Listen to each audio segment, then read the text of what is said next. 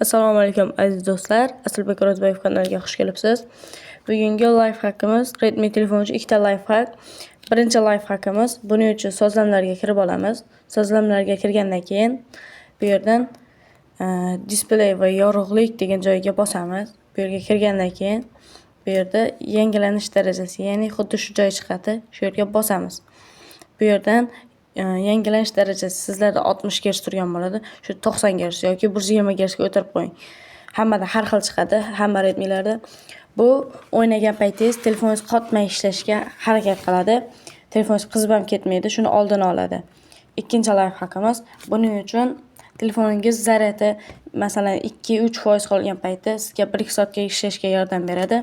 Buning uchun siz batareya degan joyni, ya'ni xuddi shu joyga topasiz va o'sha yerga bosasiz. Bu yerda muvozanatli, ya'ni joriy rejim degan joyini bosib, bu yerdan ultra quvvat tejash joyiga bosamiz. Mana shu narsa chiqadi va OK'ni bosamiz. OK'ni bosgandan keyin xuddi shu narsa chiqadi. Bu yerda chiqqaningizda siz zaryadingiz 2-3% qolganda 1-2 soat ishlashga yordam beradi. Agar sizga life hackimiz yoqqan bo'lsa, kanalimizga like bosib, bizni yo'qotib qo'ymaslik uchun obuna bo'lib qo'ying. Agar bu yerda qanday chiqishni bilmasangiz, shu yerda chiqish degan tugmani bosib, bemalol chiqishingiz mumkin. Agar kanalimiz yoqqan bo'lsa, videomiz yoqqan bo'lsa, like va podpiska bosishni esdan chiqmasin.